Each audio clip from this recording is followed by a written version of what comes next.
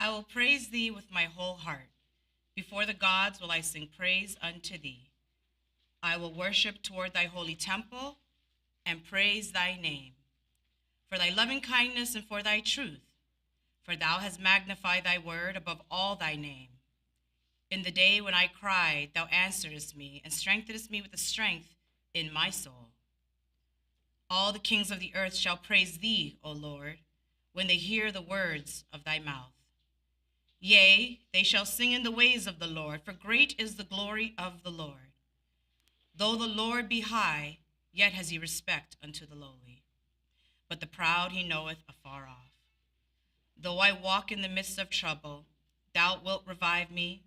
Thou shalt stretch forth thy hand against the wrath of my enemies, and thy right hand shall save me. The Lord will perfect that which concerneth me. Thy mercy, O Lord, endureth forever. Forsake not the works of thy own hands. Selah and Selah. Amen. Hear, O Israel, the Lord our God, the Lord is one. Good afternoon, brethren, and everybody in Cyberland. Welcome, welcome, welcome, welcome. We are here again, back at another Saturday message from the Israelite Nation Worldwide Ministries, right here in Toronto, Canada, headquarters. If you're tuning in, please feel free to make comments in the chat. Fire signs if you like what you hear, sevens, you know how we get down.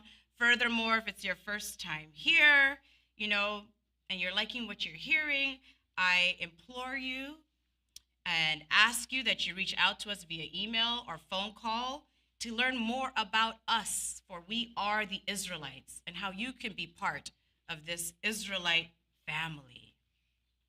All right. So good afternoon once again, brethren. Today's topic is, am I my brother's keeper? Am I my brother's keeper? I cannot hear you guys. One more time. I'm going to say it loud. I said, am I my brother's keeper? Yes, we are. Okay. Yes, I am. Yeah, say it proud. Say it with some guts, gusto. Oh, my goodness. Today's topic, guys, I before I get into scripture, I want to jump into the relevance of today, right? Here at Israelite Nation, we're always talking about what's happening in the world, what's happening around us. That's how we know we bear this truth, because a lot of what we see come to be made manifest, whether through prophecy or whatever it is we see in the scriptures, we can lift our head up from when we read the words in our Bible from Genesis to Revelation and be like, oh, yeah, that's written here. Oh, I see me here. And yes, those are my people there, right? And I don't know about you guys, if you haven't heard the news, the word around town, myself, I just learned about this last week, as a matter of fact. The whole situation that I found out, the illegal and the atrocious killing or murder of Tyre Nichols. Everybody heard about that? Well, I hope so, because it's all over the news.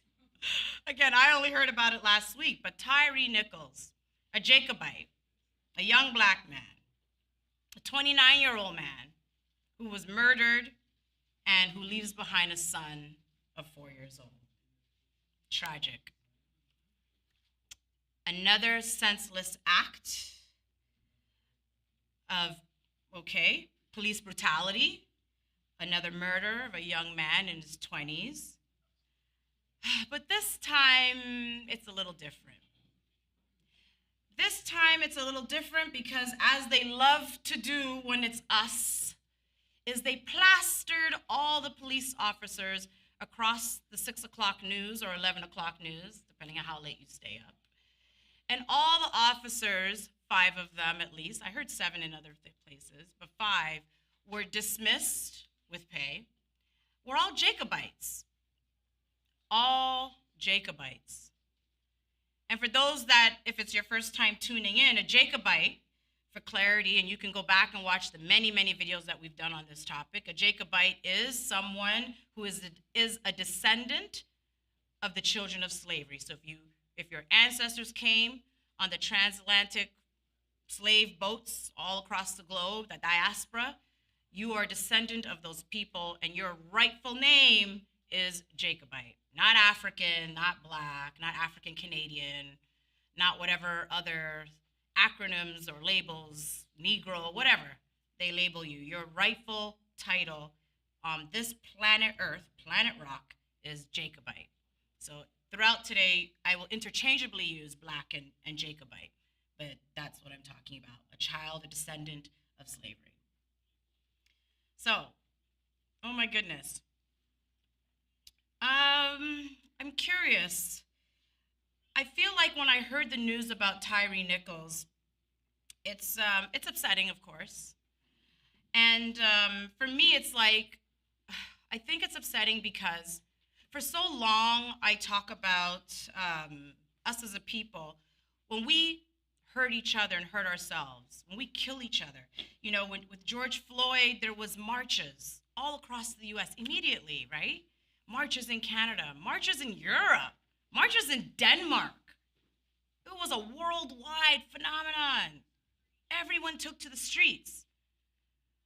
But before that, whenever you hear Black on Black crime, Jacobites killing Jacobites, I don't know about you guys, there's not that many marches. Not that many, right? Yes, there's marches going on right now for Tyre Nichols, but there's no uproar. There's nobody, burning our own neighborhood storefronts. I don't even want to talk about them. There's no BLM anywhere, right? Where? They're in jail. Thanks. You're always coming right on time. Thank you. There's none of that. Where is the uproar for when we are hurting ourselves? Like I said, before I get into scripture, I'm going to just get into some news and some relevance to try to add context. Let's see how it all works out in the end.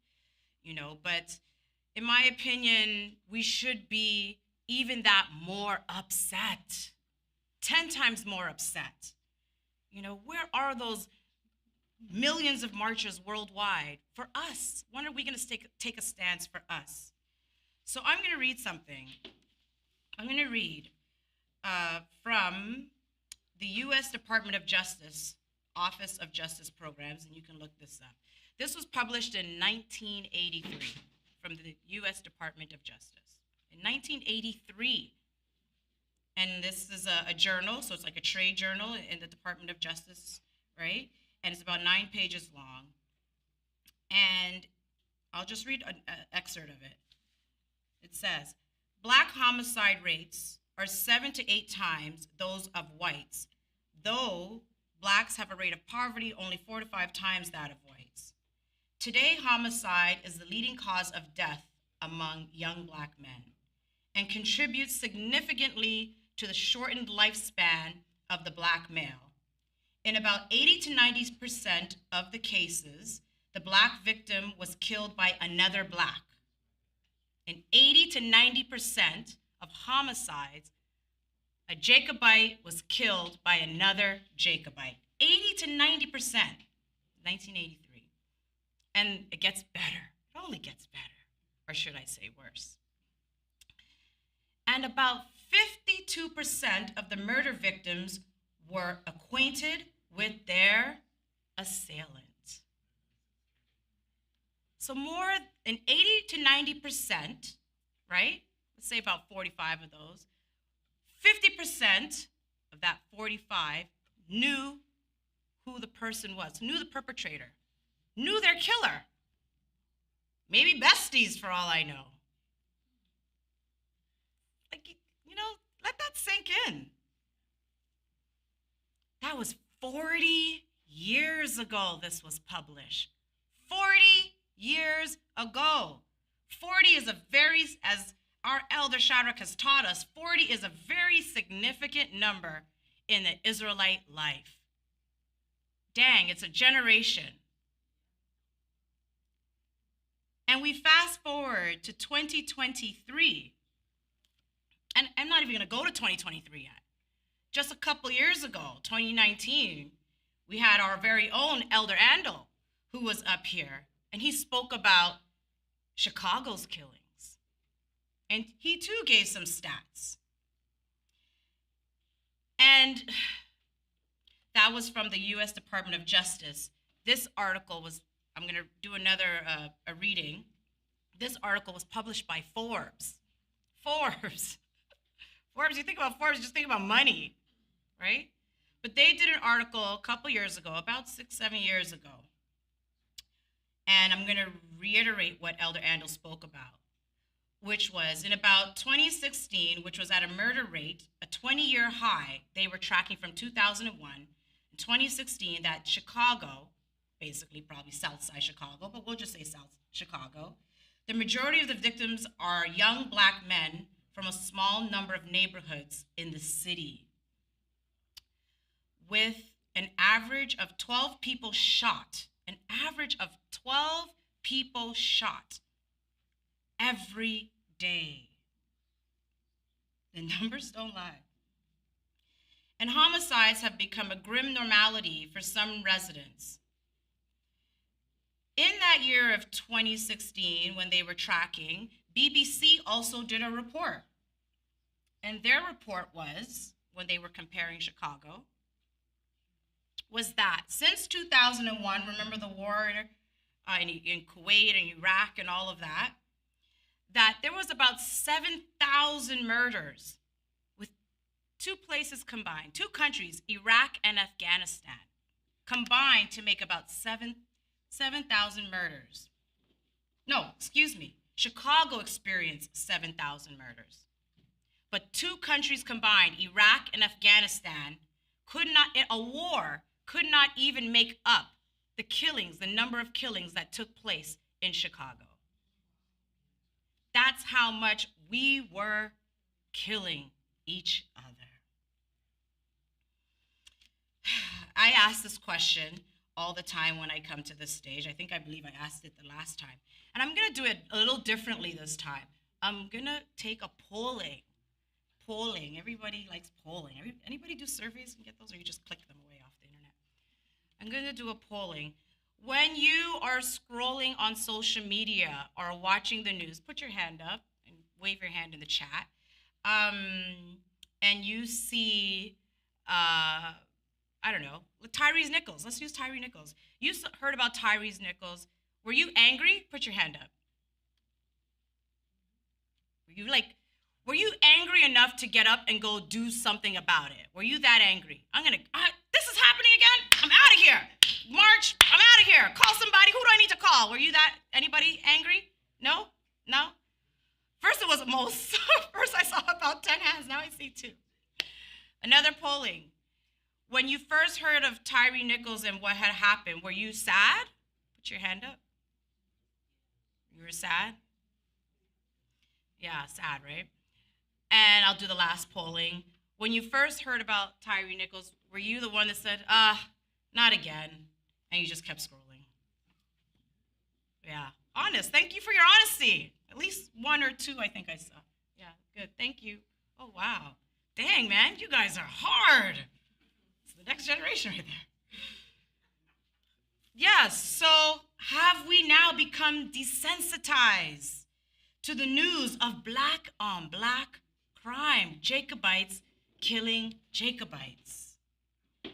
We no longer hold our chests in hope and in fear when we're watching the TV screen or scrolling through social media, and we're looking on, whether it's right here in Toronto, Canada. Yes, I'm saying that to Cyber World. Yes, there's black people in Canada, Jacobites in Canada, Israelites in Canada. Holding our chests and looking on in neighborhoods like Jane and Finch or Rexdale or Galloway or Malvern. When in Toronto, you turn on the 6 o'clock news all the time and you see there's a murder or a shooting or something, who do they normally look like? The victim and the murderer. Jacobite against Jacobite. Sad. When gang, police officers, protect and serve, beating up on this young man. Every time he got up for air, pounce, a blow whoosh, to the head, push, a kick to the back. Like he kept trying to run away and they kept dragging him in like in a circle, so to speak, and pounced on him, beat him up, pouncing on him. And they said his last breath was mother, but throughout the entire ordeal, he was screaming, Mom, Mom, Mom. Did that not shake anything in the officers? Have we come so far in our lives, in our lineage, us as a people, that we really, truly, as police officers, don't give a damn?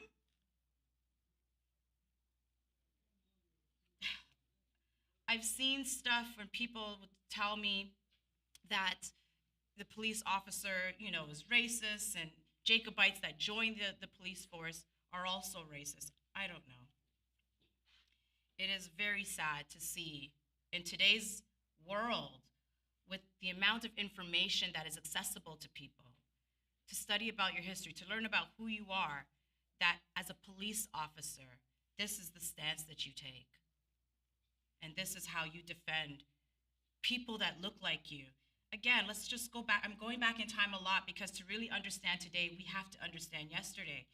I mean, it's not too long ago. We have brethren in this Israelite nation, Worldwide Ministries. We have brethren from the South who, as a little boy, they're about 70 years old now, close to that. Shout out to New Jersey.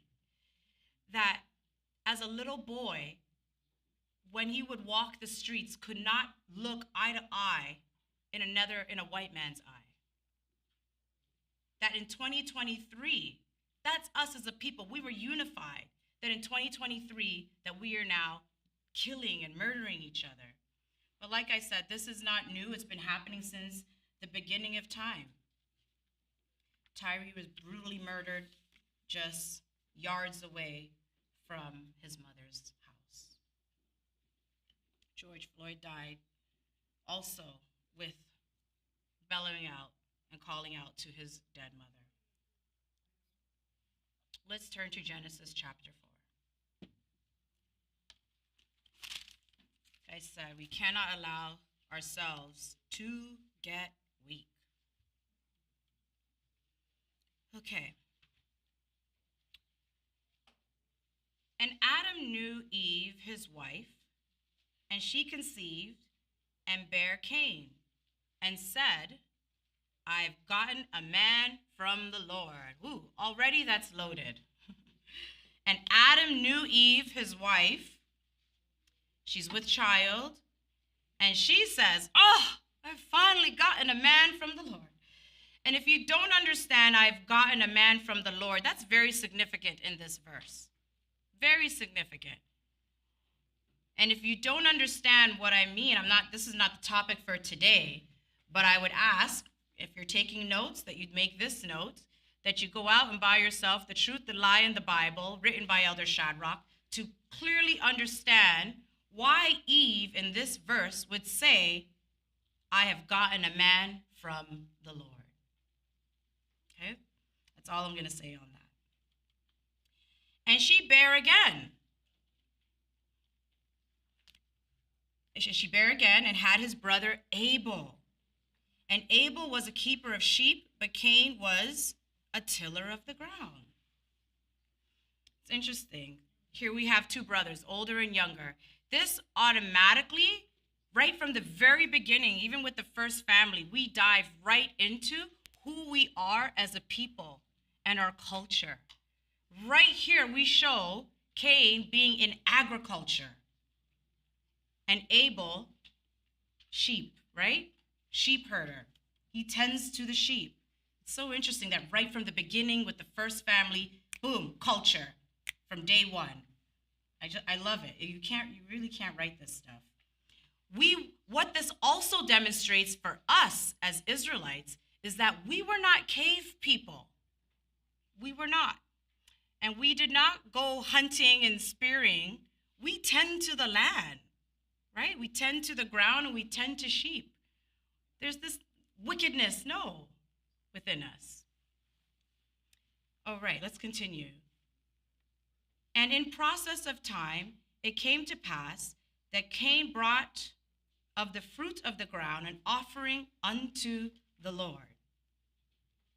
And Abel, he also brought of the firstling of his flock, and of the fat thereof. And the Lord had respect unto Abel and to his offering. But unto Cain and to his offering he had not respect, and Cain was very wroth, and his countenance fell. Remember this lesson as well at St. Regis. And I was talking to Elder literally, hours earlier today about this offering. Because when you read it, what you read and you're like, wow, Abel's offering was accepted, but Cain's offering was not. But there's no explicit detail as to why Cain's offering wasn't accepted. Did you guys read any explicit detail? By show of hands? If you know the explicit details, please put it in the chat. I'm curious. I'd like to follow up on that. I'll just throw it out there. Why do you guys think? Just two, three answers. Anybody have an idea? We've read this all the time. Oh, did I? Why was Cain's offering not accepted? Because what? Because he just did it because he had to give it. He didn't give it with a willing heart. With a willing heart? Good. Any others? Didn't obey instructions? He gave the worst of the worst. But there was no explicit details to say what everyone has just said, right? That's all really speculation, no? So we'll get to it. We'll seep on it. We will seep on it. But we'll talk about Abel's offering. It's interesting that Abel, being the younger brother, tend to sheep. He ended up, with sheep. It was basically a lamb for a man in our culture. From this moment on, a lamb for a man. Because we see later at Passover, we sacrifice lamb. We see later that Jesus was the last sacrificial lamb. We see later that even at Day of Atonement, we sacrifice lambs. It's interesting that even Abel offered the best fatling, best lamb, and he, we'll see what happens.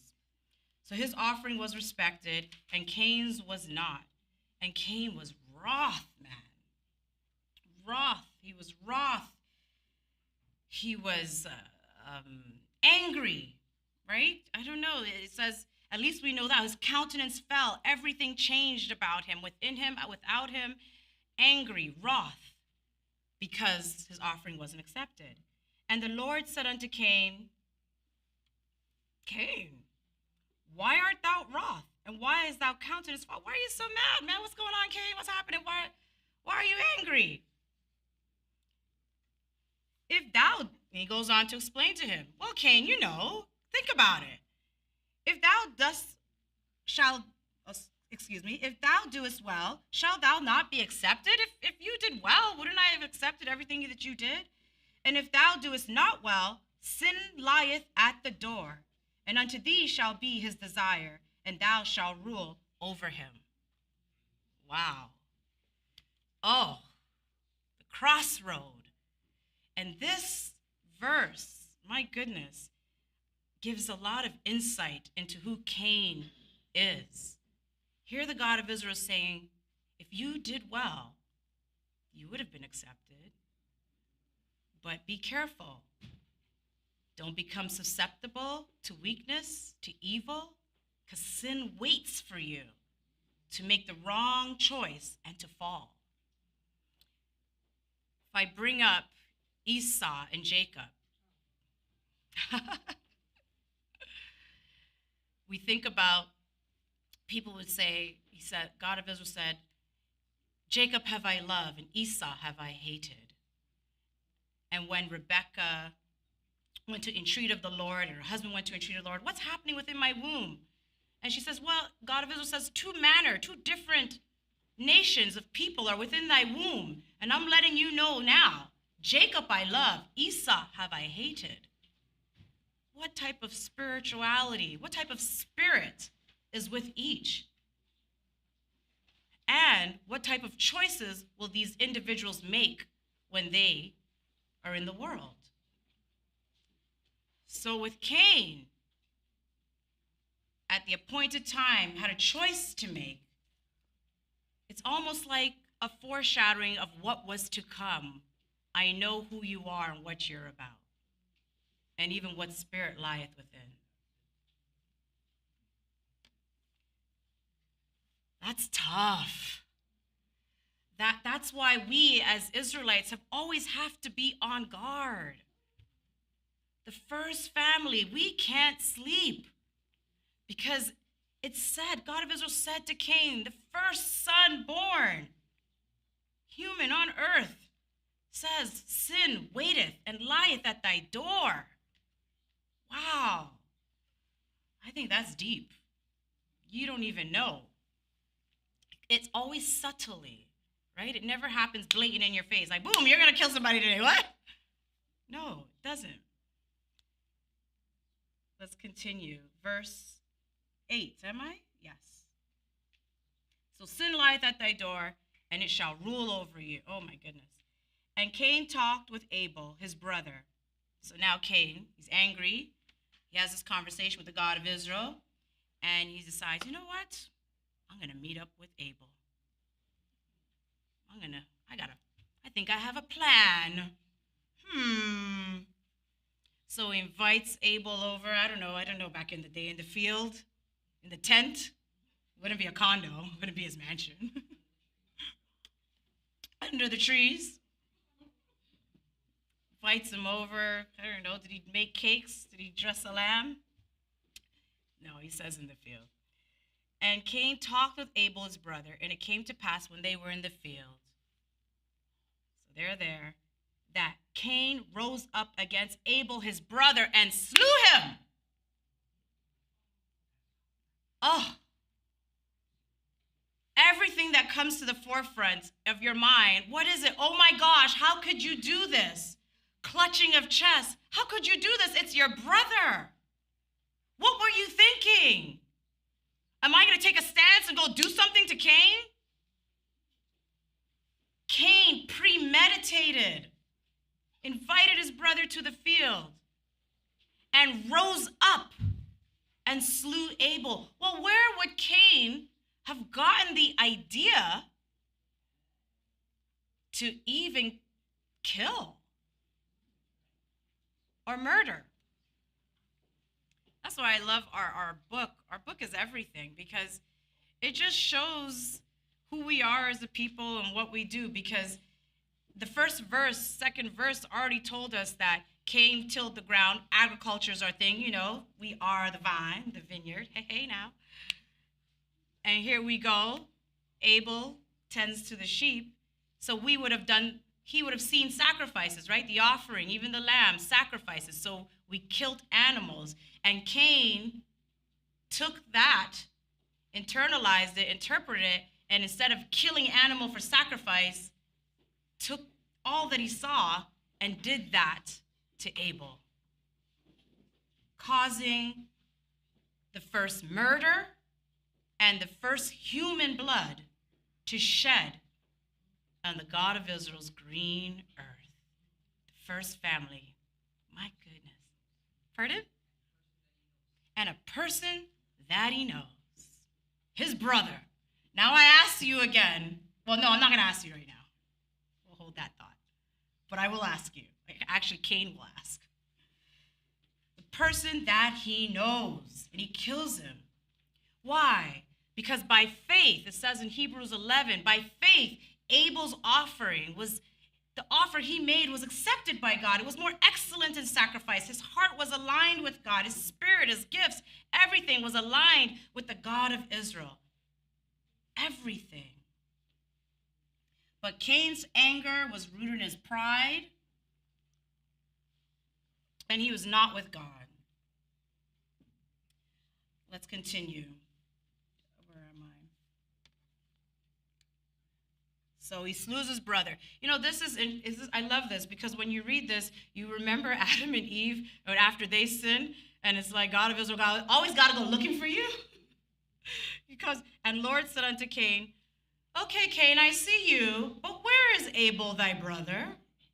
Cain, hey, Cain, hey, how are you? You good? Yes, you're good. I'm good, Lord. Something's not right here. Cain, where is your brother Abel? And this is what I was going to ask you guys. And what, I ask, does Cain say that has become so famous? He says, I know not. Why are you asking me? I don't know where Cain is, Abel is. I'd love to say that in Patois, but we'll do that another time.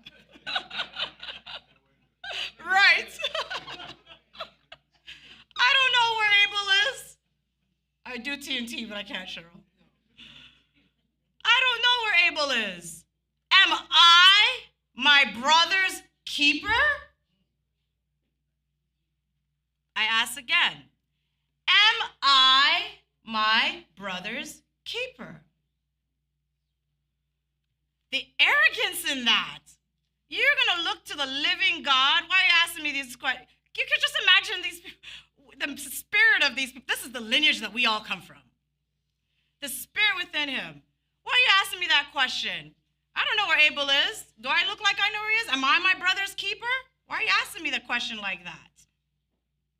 And he said, God of Israel says, Cain, what hast thou done? What hast thou done, Cain? Because, Cain, the voice of thy brother's blood crieth unto me from where? From the ground. The first murder and the first human bloodshed upon earth. So much so, we'll continue. And now art thou cursed from the earth, which has opened up her mouth to receive thy brother's blood from thy hand. That the earth opened up. Blood is life to an Israelite, right? We till the ground to bear life, to bear fruits, all this stuff. And the earth opened up the mouth to accept the blood of Abel back to the earth. Wow, my goodness. So much so that the God of Israel says, I hear him crying from the ground. Oh my goodness. Ooh. When they beat Tyree, he was neck and knee. When they beat George Floyd, his belly was to the ground. Oh my gosh. Ooh. In 2023, like the civil year just started. Yes, it is the time of darkness. Yes, all manner of things will happen. But my goodness. Oh my gosh. Whew. So instead of Cain, I'll continue. So, now art thou cursed from the earth, which has opened her mouth to receive thy brother's blood from thy hand. When thou tillest the ground, it shall not henceforth yield unto thee her strength. A fugitive and a vagabond shalt thou be in the earth. So here is Cain, who is a farmer, basically, tilling the ground. It's again, the patterns, right? We see with Adam and Eve what happened. God of Israel went to look for them after they sinned. When they recognized, and it was out in the open that we sinned, he says, you know what? Now you will till the ground. Now you will do hard labor. Now he says to Cain, you know what? When you till the ground, it's going to be even harder. Even harder. When thou tillest the ground, it shall not henceforth yield unto thee her strength. You've ruined it. You've shed blood. You've defiled the land. You defiled the land, that even your job now is going to be 10 times harder for her to yield her fruit. She does not want to. And on top of that punishment that you're going to bear, you will now become a vagabond. And a fugitive you shall be in the earth. You shall wander aimlessly. Wander, no home. Just wander. Oh my goodness.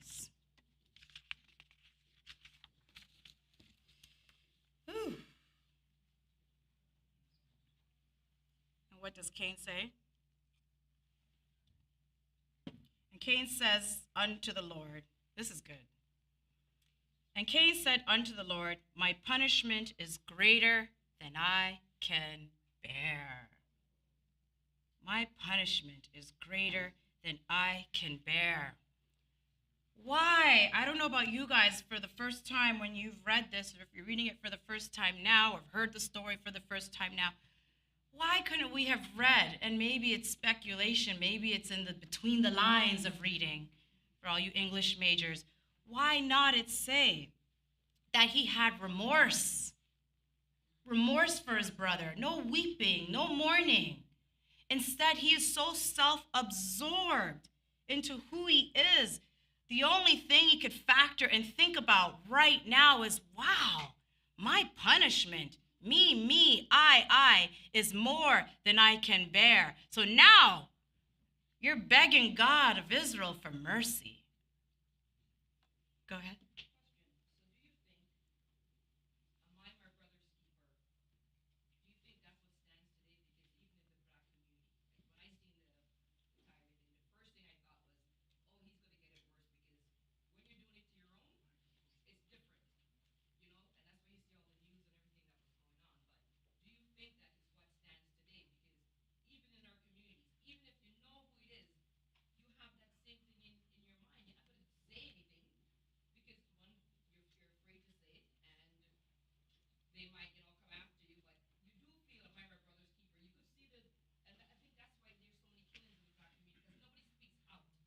Well, you weren't here earlier at the very beginning. Well, thank you, Sophie. Come lately. I took a polling. Were you here for the polling? Yeah, you saw the hands in the room. I didn't see which one you answered. I didn't see if you answered that you would be out there shaking and moving. And did you put your hand up for that? Not for the shaking and moving one. I didn't put my hands up because the three questions that you asked wasn't what I was thinking. I was thinking that, you know what? It's going to continue because it's like a setup. They knew what they were doing because it's like you have to know the guy's routine to wait for him at that time because there's no reason to pull him over. Right. So it had to be a routine. So I'm just thinking, like, as a community, come together and take him down. Like, take down the 5 cops because they're going to do what they Well, yeah, and that's why I asked who is doing what. Again, that's speculation because we don't have the details. That is speculation. But to your point, is where are the shakers of the community? And not just for Tyree Nichols, but whenever we have this. When I read about the statistics from 1983 to Chicago, through all the times in history, or every time you turn on 6 o'clock news, where is us as a community being my brother's keeper? We're not. Go ahead.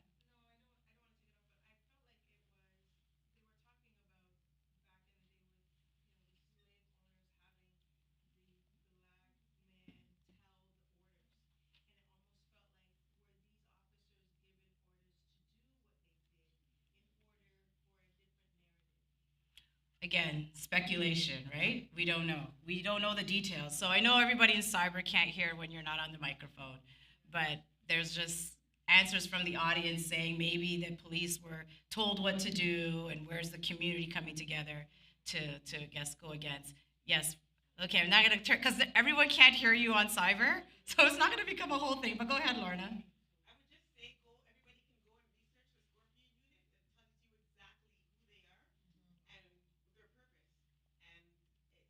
Scorpion Union. They're called the Scorpion Unit, and they were formed, hired, trained, and paid to clean up the violence in the neighborhood. So this was what they were paid to do. So from the audience, the Scorpion Unit was hired and paid to clean up the community. Okay, you can go and Google that. From violent crimes. So Tyree Nichols driving the FedEx truck was a violent crime. Go.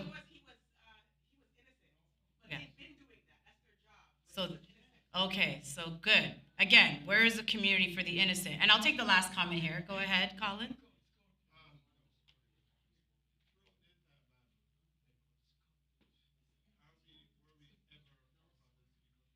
Oh, absolutely. Absolutely. Absolutely. And if we have enough time, we'll get to it. Okay. Absolutely. Plenty of times. Plenty of times. This is relevant for today's topic, right? With Tyree Nichols, and just showing that relevancy in terms of this happened from the beginning of time, even with the first family, and has continued throughout our entire lives and our lineage. We want to read more about us being our brother's keeper instead of us against our brother, right? Let's continue. Okay, so Cain fears God's punishment. He's self-absorbed, right? He says, the punishment is greater than it can bear. Behold, thou hast driven me out this day from the face of the earth, and from thy face shall I be hid, and I will be a fugitive and a vagabond in the earth. And it shall come to pass that everyone that findeth me shall slay me. So here is Cain. He did the crime, and now he's asking for, like when you go to court, plead guilty. No, I don't plead. I know I did it. In your heart, you don't say it out loud, but I plead not guilty. I plead not guilty, knowing that you fully did the crime. You plead not guilty, and then fine, they find you guilty, and then you're pleading your case. Can I not get 100 years sentencing, maybe just 50? So here is Cain saying, well, everyone's going to put a mark on me. I'm going to be a vagabond. I'm a wanderer. I have nowhere to live. This mark on me, everyone's going to want to slay me. They're going to find me and slay me. Here is Cain looking for mercy, asking the God of Israel to make his punishment less. You just killed your brother. He's no longer here. And the Lord said unto him, and look at the type of God that we serve. And the Lord said unto him, therefore, whosoever slayeth Cain, vengeance shall be taken on him sevenfold. And the Lord set a mark upon Cain, lest any finding him should kill him. And Cain went out from the presence of the Lord and dwelt in the land of Nod on the east of Eden.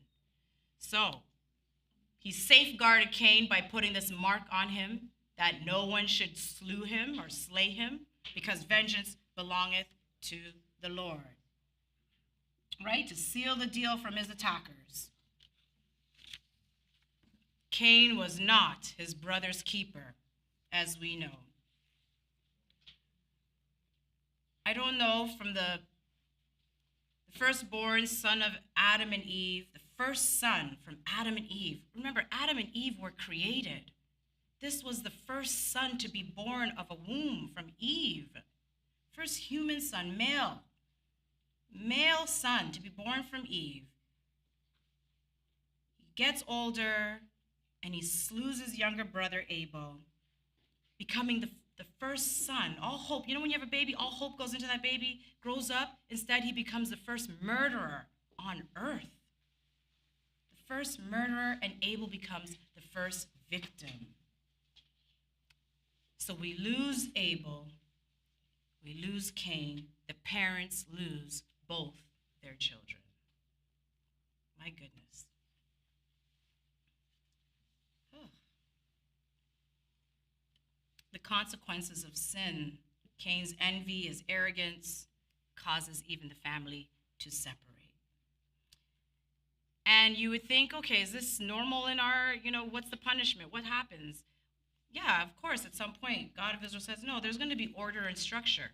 Let's go to Numbers 35. Oh my gosh. I'm going to have to cut some of this out. Let's go to verse 35. And we'll start at Numbers 35, chapter 35, and we'll start at verse 29.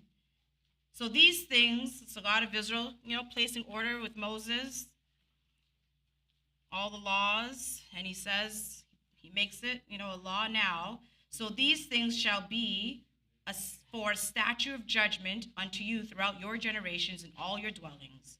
Whoso killeth any person, the murderer shall be put to death by the mouth of witnesses. But one witness shall not testify against any person to cause him to die. Moreover, ye shall take no satisfaction for the life of a murderer, which is guilty of death, but be surely put to death. And ye shall take no satisfaction for him that is fled to the city of refuge, that he should come again to dwell in the land until the death of the priest. So ye shall not pollute the land. There we go. Do not pollute the land, once more, wherein you are, for blood it defileth the land, and the land cannot be cleansed of the blood that is shed therein. The land cannot be cleansed of the blood that is shed therein, but by the blood of him that shed it. Therefore, defile not therefore the land which ye shall inhabit, wherein I dwell, for I, the Lord, dwell among who? The children of Israel. Everything is interrelated with us as Israel. Everything is interrelated. Oh man, I wanted to get to a brother's keeper, where we actually are. I don't know if I'll have time to get to it. I wanted to do all of it, but we'll see. I'll just speed. I guess we'll have to speed through it. I'm going to try to do it. All right, let's go to 1 Samuel chapter 18. 1 Samuel chapter 18. In contrast, what does it mean to be your brother's keeper?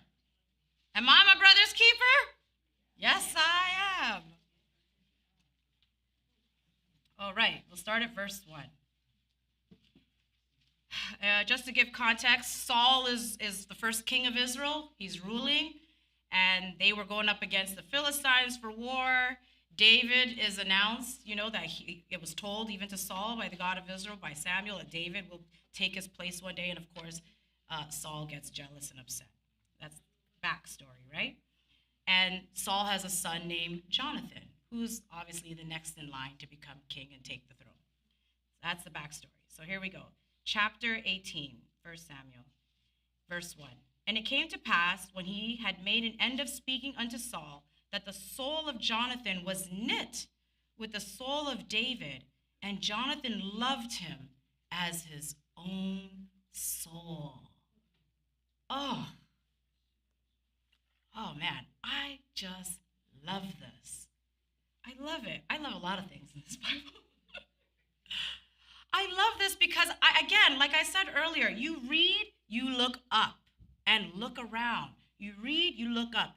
You ever look at Jacobites or our people and see our Israelites? Forget that. You ever look up and you see a band of Israelites, male Israelites, I'm talking about us, together? A band of men, male Israelites, men of valor. Elder Michael, why are you shaking your head? And today, 2023, here at the Israelite nation, you look up and you see men, Israelite men, hanging out in the corner, laughing, giggling, having fun, enjoying each other. They poke fun at each other all the time. Men are so different from women, honestly, right? They just go at each other. They just create a brotherhood. It's the most beautiful, if you're just like a fly on the wall, it's just like the most beautiful thing to witness. This is what the other side, if you want to call it, the world, this is what they want to kill. That spirit, that brotherhood. The way we come together, our Israelite men, the way they come together, and the sauce and the salt and the flavor is just on high. They just be, the swag of it all, And from yay high, oldest to youngest, and the younger you go, the more it changes and the more swaggy it gets. I don't know, Jacob, if that's the new lingo. I'm sorry. Fresh it gets, dope it gets. Ezekiel, I don't know. Whatever. Liddy, I don't know. Right? The more saucy it becomes, sometimes I like to think that's why the God of Israel loves us so much, because we just keep him fresh and entertained. Like, what they up to now? What my guys doing? That's my guys. That's Elder Michael over there in the elevator going up and down.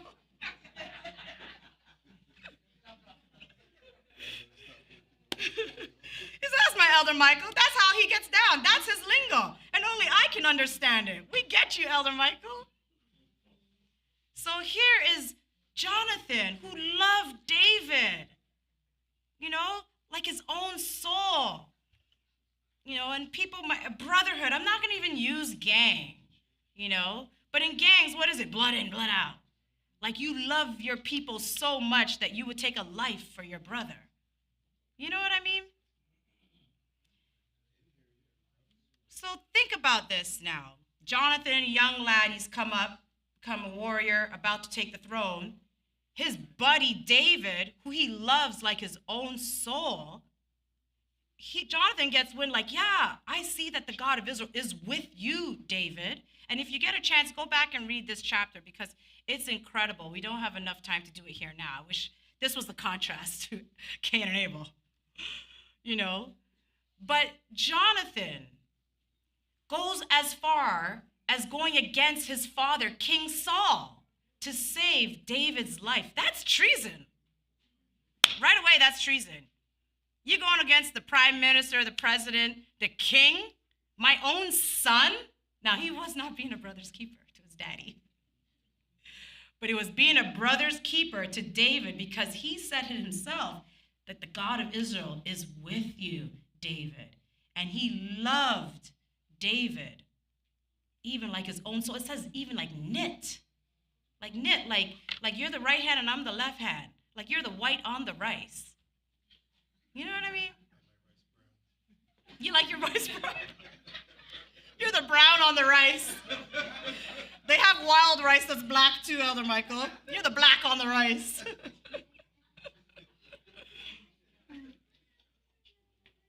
So I'm going to say to you, if you want to read more into how Jonathan expresses and demonstrates his love and being a brother's keeper to David, all the things that he does to help David escape, to maneuver.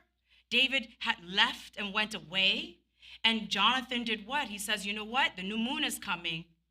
Go away. The new moon is coming. They're going to look to your seat. So him and David start to devise a plan against his daddy, his King Saul. Like, my dad, we're going to find out. Because David's like, I don't know, is your dad still mad at me? Should I come back home? Should I stay away? I don't know. Jonathan, how come you haven't said anything to me? Because I didn't get a chance to get to you.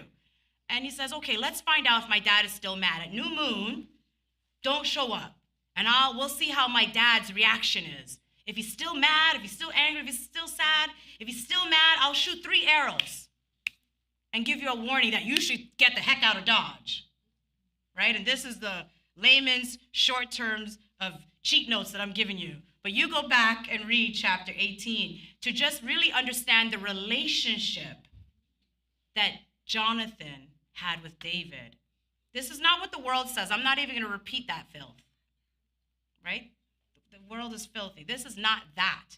This is that brotherhood of like, I got your back and I am your brother's keeper. And I will go even risk my own life to protect yours. This is the kind of love that Jonathan had for David. And it says it a couple times as you're reading that he loved him as his own soul. Wow, beautiful. I don't know if we as Israelites can really demonstrate that as much anymore. Oh my gosh. I really wanted to go through this, but we cannot. So I'm going to go to one more. I pray, Priest Tyrone, don't kill me, but I have to do this one because it seals the deal even about Jonathan. Let's go to, oh man, I can't even do that one. Okay, fine. We'll go to Mark.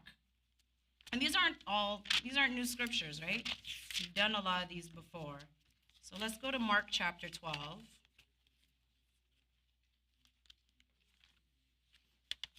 gosh.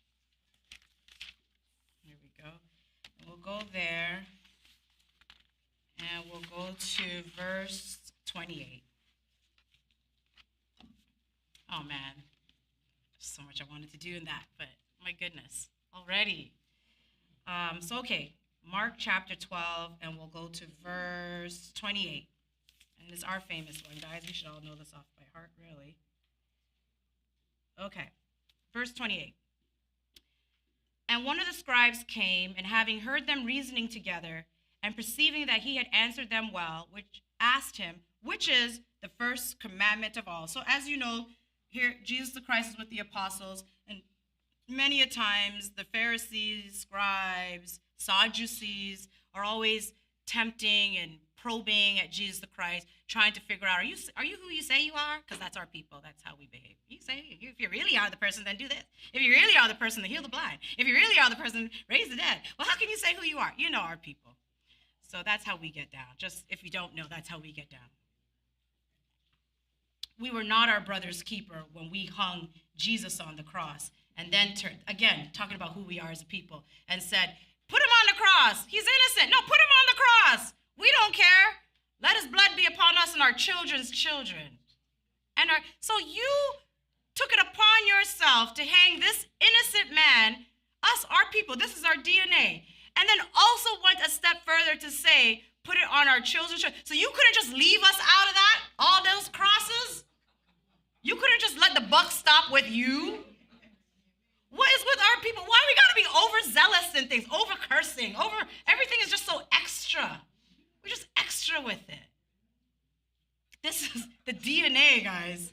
This is, I don't know, God, he enjoys us, boy. My goodness. So, he says, yeah, look at those idiots. And then you have poor Jesus on the cross. Oh my God, Jesus Christ, forgive them, Father, for they know not. Those fools don't know what the hell they're talking about.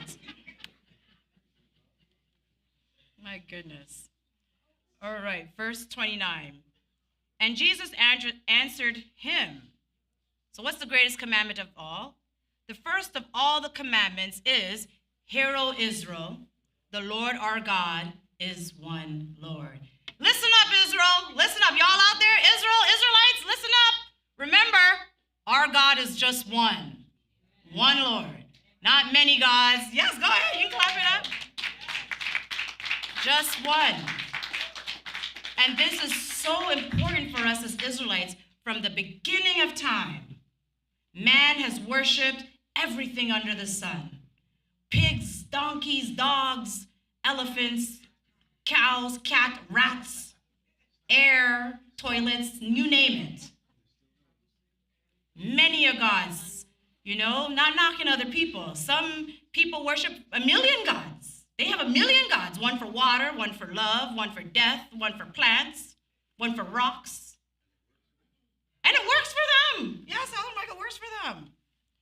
But we, Israelites, when the God of Israel he brought us into his fold and said, you are my special people. I am your one God. And people don't understand, because when you say his name, God of Abraham, God of Isaac, so you have 3 gods? No, you fool. He's the same God that was the God to Abraham, the same God that was the God to Isaac. He was with him. And then he became the same God, he was the same God for Jacob, whose name was changed to Israel. The same God. He was with Abraham, Isaac, and then Jacob. Abraham bore Isaac, and Isaac bore Jacob, and his name was changed to Israel. And it's been the same God. He was with the patriarchs, the founding fathers of Israel, for those that don't really understand.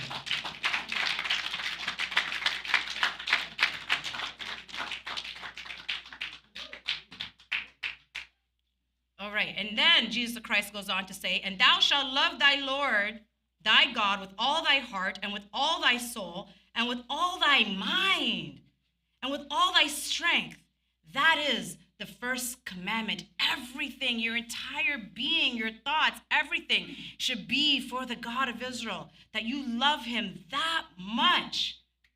No doubt, no wavering, no with your spirit not aligned, not following after other nations. As we read earlier, Abel's offering was accepted by faith because of his faith in the God of Israel, right? Oh, yes. Oh, I'm getting the notes. Yes, thank you for that loud. I'm wrapping it up. Last verse. And it goes on to say, and the second is namely this, thou shalt love thy neighbor as thyself. There is none other commandment greater than these. Isn't that incredible? That's it, all in a nutshell. So you get to really understand the relationship with David and Jonathan. And we ask ourselves today in 2023, do I love my brother the way David loved Jonathan? Do I love the God of Israel the way it says here, mind, body, soul, spirit, and being, everything? And then we ask ourselves again in 2023, am I my brother's keeper? The answer is, yes, I am. Thank you, everyone. Peace.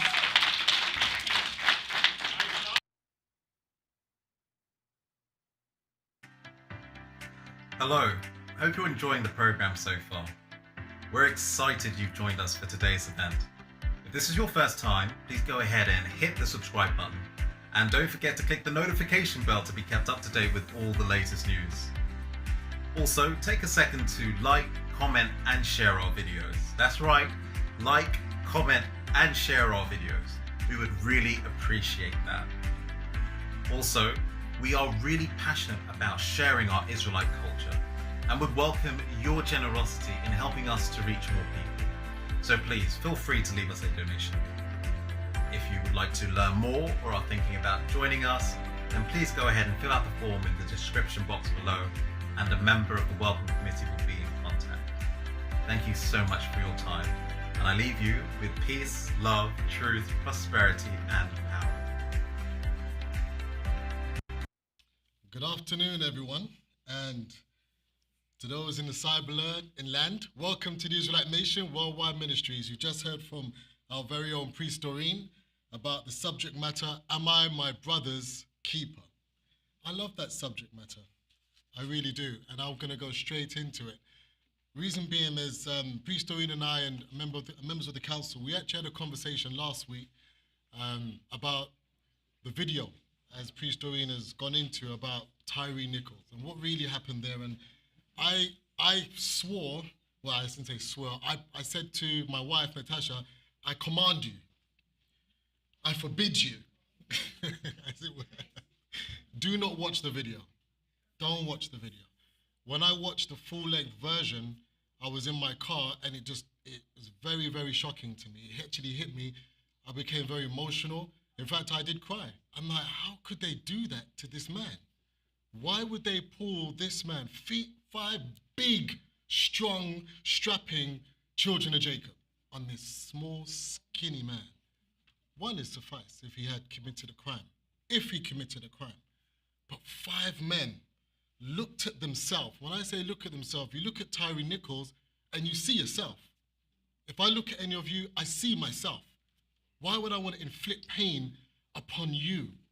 And when you listen to the words of what he spoke and said, you guys are doing too much.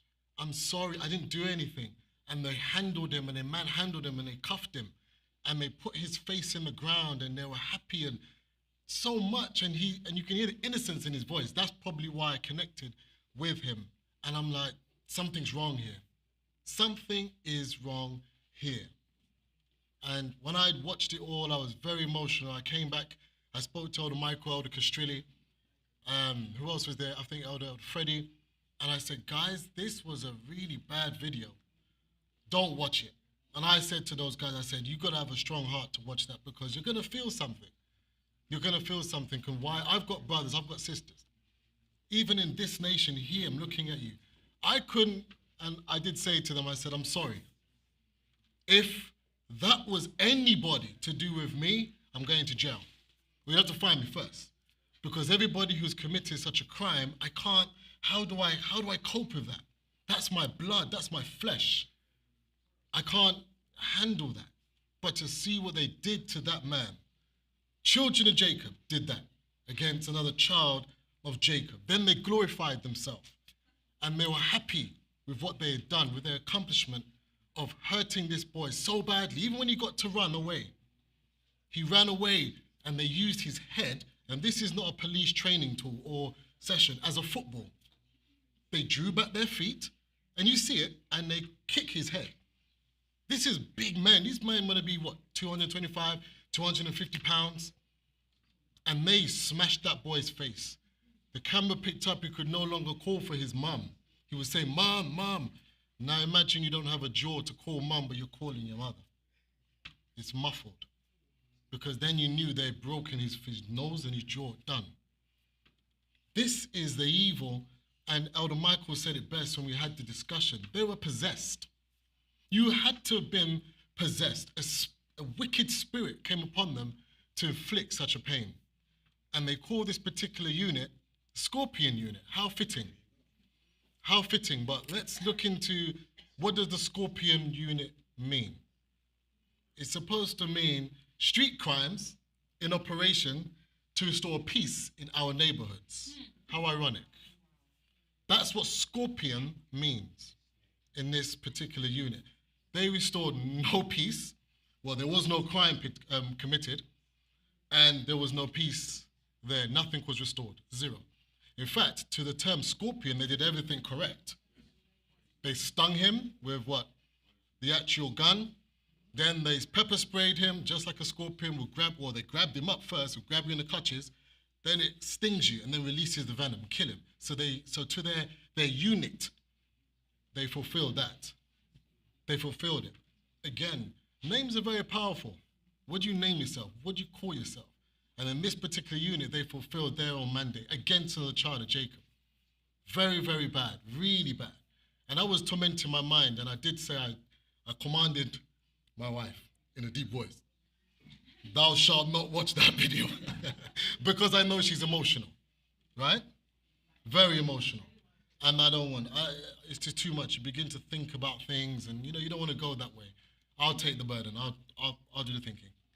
But Priest Doreen did a wonderful job. The Spirit is certainly one, because she went straight to my particular scripture, which was Genesis 4. And I love Genesis 4. Why do I love Genesis 4 so much? It's because it shows, one, who Israel and our line, Abel was attending the flock. That's what our fathers did as a profession all the way down. That's who we were. He was killed by his brother. Why was he killed by his brother? Many suggestions came out, but listen to what was said to him afterwards. If you do well, what was it that was in him that made him want to kill his brother? Why wouldn't he say to himself, let me rectify myself? Maybe I did something wrong in order for my offering to be not accepted. No, I'm going to kill you. Why? Why not point, our elders wise, huh? He says, when you point the finger, you got 1, 2, 3, 4 pointing right back at you. He didn't even do that. He couldn't do that. All he could see was that his brother had been exalted and raised up and accepted. He's often accepted. And he couldn't, the envy in him, he couldn't say, you know what, let me try to do better next time. Maybe next time, or the time of sacrifice or offering, I'll be accepted. No. The hate for each other, that's a pandemic.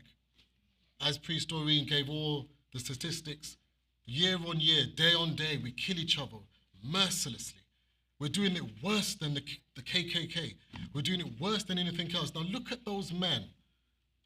They're not doing anything different to what happened in the days of old and in the days of slavery, where they would get your own brother to whip you and let others see you. Kill him. That's your brother. Kill your brother. Kill him. And everybody sees it. And why would they do it? To gain favor. Why would they do it? To gain a bit more food. Why would they do it? To gain a bit more money, to gain a bit more freedom. And so now that became the in thing. In order for me to excel, to advance, I must kill my brother. And a wicked spirit, they don't need to do much. They don't need to do much with our people. We see it even in the media. Let's broaden it out. You see it in the media, across all media platforms, music, television, TV. What do you see? Black Jacob doing evil to Jacob, singing foolishness about women. Derogatory terms, everything to self-sabotage and cannibalize yourself. Kill yourself. And then everybody else stands back and says, hey, we had nothing to do with this. This is black on black crime. Really? This started way back, even in the days of slavery. Could you imagine having to kill your own brother who you grow with, you see, and if you don't, you'll be killed? Could you imagine that? You had to whip your own brother, your own flesh, until he bleeds out. You have to hurt your own daughter, your own son, your own mother, your father, just to gain a bit of favor. So that's what we see today. Same spirit is playing itself out all the way throughout the ages. But just remember that so-called Scorpion unit and what it stood for. It was nothing ever good. There was no restoration of peace in the streets. None. There was pure brutality and murder. What we witnessed firsthand is murder. Everybody witnessed murder of an innocent man. And when we look into the history, I'll just divulge just a little. Again, it comes back to that jealousy, that envy. Yes, he worked for FedEx, but guess who else worked for FedEx? Do we know? One of the police officer's ex-girlfriends. And he suspected may have been talking to her. Imagine that. So now the story develops. It wasn't just a random thing. They pinpointed this man. And there is, again, no proof that they were actually in a relationship. There was no proof that they were even speaking, but for in the same job location. Imagine that. Again, what is it? The envy. And then what did he do? He took pictures and sent it to the ex. Show her this is what will happen to any man that you feel to put into my place, even though we're not together. Do you understand what I'm saying? As a warning. That's what they did, and the proof is there. You can do the research. But again, it comes down deep. Yes.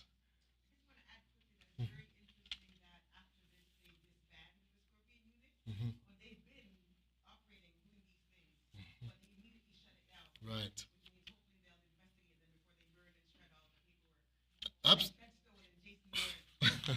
Absolutely. I remember the mayor or the chief commissioner who said, in the report, they were trying to say he was drunk and they pulled him over for that reason. But when they watched the video, they said it looked like the officers were in an altered state. So when you talk about the spirituality, that's what this is either the commissioner or the mayor. When you talk about that spiritual part of it, where they didn't even look like themselves, everybody else side too. It's very interesting. No, it's very interesting. Exactly, and I also heard that also. But we're seeing something that is ramping up, and it's taking place. It's spreading.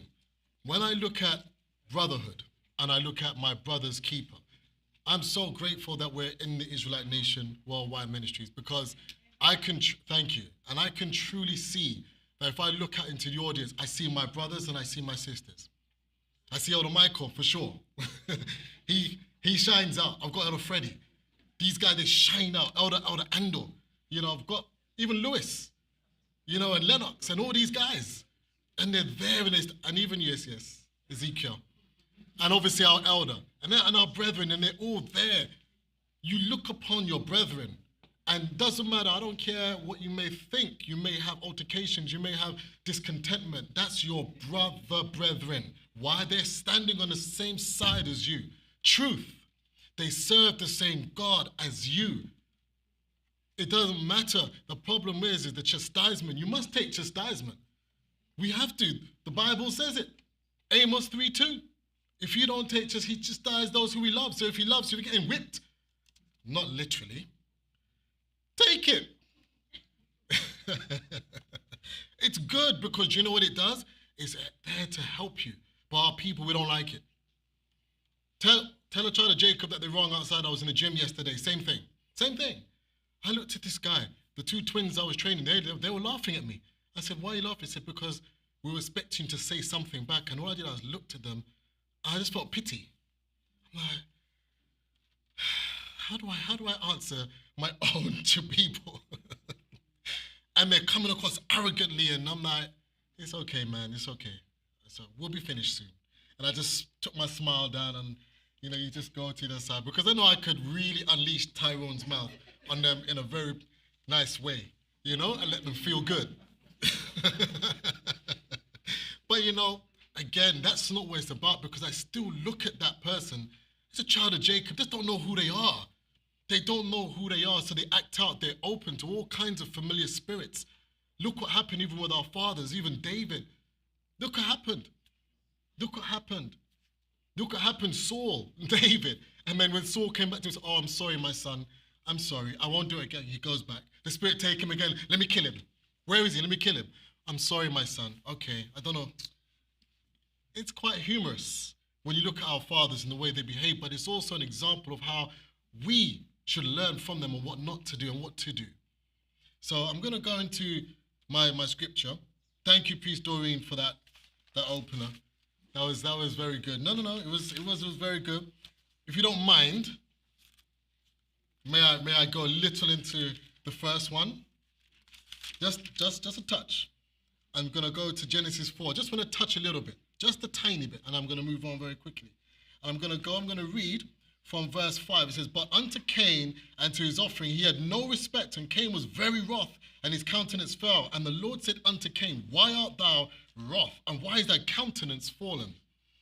And he said, if thou doest well. So I'm beginning to understand what Cain did wrong.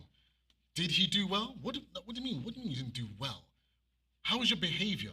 When we read in the scriptures, it says, come into his gates with thanksgiving in your heart and into his courts with praise. Be thankful unto him and bless his name. How was Cain? I like this, but okay. I like these berries. This looks, I could have that for the next season. Let me keep this one. He's looking around to see if anybody can see him. That's why I like to read it slowly. And the Lord said unto Cain, why art thou? Let's go to 7. If thou doest well, shalt thou not be accepted? And if thou doest not well, sin lieth at the door. If you don't do well, you're not going to be accepted. If I don't give with my whole heart to the God of Abraham, Isaac, and Jacob, how could he hear my prayer? How will he accept my prayer, my offering that I'm bringing to him? How? If you have aught with thy brother, how could you go to the altar? It is true, stay away. If I've got something inside of me, how could I hug Elder Michael? Elder Michael's always hugging me. You cannot. It's impossible. And this is why I love this nation so much, because we have to be clean, we have to be purified, and you have to be purged out. And sometimes you don't understand, take it. Okay, let's read now. I'm going to move swiftly on. I'm not going to stay there. I did want to stay there, but I'm not going to. So let's go to the book of Genesis still, stay in Genesis, and turn to the chapter 37. Genesis chapter 37. I'm going to read that a little bit. You know, it's one thing to see the aggression of our people to one to another, but it's also another when you read it and you see exactly the same thing here. You see outside in the street. You cannot be going wrong. You have to say, I must be one of the people of this book. I have to be, because my own people that look like me are behaving like such. The other nations are very, very docile, very obedient to their God. But us, our fathers, nope. Okay, let's read. So I'm going to read from verse 1. And it goes, and Jacob dwelt in the land wherein his fathers was a stranger, and in the land of Canaan. These are the generations of Jacob. Joseph, being 17 years old, was feeding the flock with his brethren, and the lad was with the sons of Bilhah, and with the sons of Zilpah, his father's wives. And Joseph brought unto his father their evil report. Now Israel loved Joseph more than all his children, because he was the son of his old age, and he made him a coat of many colors. Now that's the beginning of something. Now I'm not trying to cause problems, but there's always a favorite. There is, right? There is. My grandmother had favorites. She denied it. She does. She has favorites. Rachel, you have favorites. You're looking at me, you do. We all have favorites. We do. And you look and, oh, I love this one a bit more. You kind of love this one. Just a touch a little bit. Oh, the Tammy, you have favorites. She gave me 0 eye contact there. 0. You do. And you look at that son or that daughter and you say, I love all the children. But you, my son, come, sit down. And my grandmother used to do it to my uncle. Come. His name was Rahim, so we call him Uncle Rahim. And so my grandmother called him Rims for short. Rims, you all right? Sit down, okay. Rub his head as well, man. And I was a big man. I'm like, wow, my grandmother, okay. And then all of a sudden it kind of passed, Georgie, you okay? Which is me. Georgie, you all right? Come sit down. She rubbed my head. Oh, I'm favorite too. But there's always a favorite one in there, and you give a bit more, and all the others looking at you. I don't like you. You know, this is normal. This is normal. But let's read on. Why is Jacob looking at me like that? And because he's not the favorite. And when his brethren saw that their father loved him more than all his brethren, they hated him and could not speak peaceably to him, unto him. Imagine that. I'm looking at the favorite one and you don't like him. Oh, daddy loves him too much. Daddy made him a lovely coat of many colors. Look at it. Could you imagine what that might look like? Daddy gave him the best food. He gave him the breast and the thigh. He gave me the head of the chicken. What happened? Oh my gosh. What's wrong with this guy? Joseph, I don't like you. Go away. You start to get the picture. You start to get the picture. Let's read into it more. Verse 5, and Joseph dreamed a dream. I want to just pause back into something. When it said that Jacob had Joseph in his old age, you know, my mind begins to think about a lot of things, about the old age, which is not a bad thing, because it's like the older you are, you become more mature. You become more knowledgeable in things. You become more, you've got a bit more wisdom. And your spirituality should, by that time, also increase. So now, when you produce that child, something special has to be there. It has to be there. So I look at Joseph and I'm like, he's a very special man. Thank you. Thank you.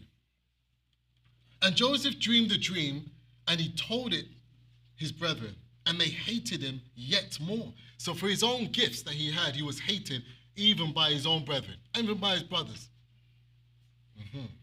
And he said unto them, hear, I pray you, in this dream, which I have dreamed. For behold, we were binding sheaves in the field, and lo, my sheaf arose and also stood upright. And behold, your sheaves stood around about and made obeisance to my sheaf. So they bowed down to my sheaf. I've been told that I'm now looking a little bit like Elder Michael. So I've got to pat down my head. I'm sorry, guys, I'm just going to pat it down.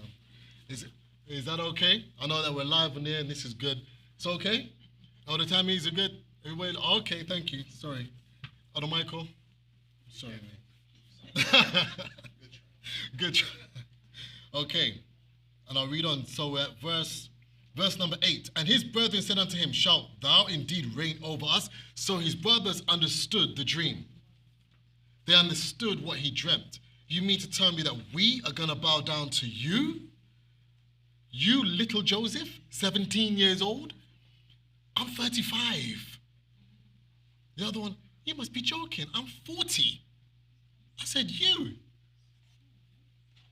So now they're getting even more angry, looking at him like, first of all, your daddy's favorite. Secondly, he makes you beautiful clothes. Thirdly, now you're dreaming dreams and you're telling me that we're going to bow to you? Oh, no. Oh, no. Guys, let's go. Let's read on. And verse number 9.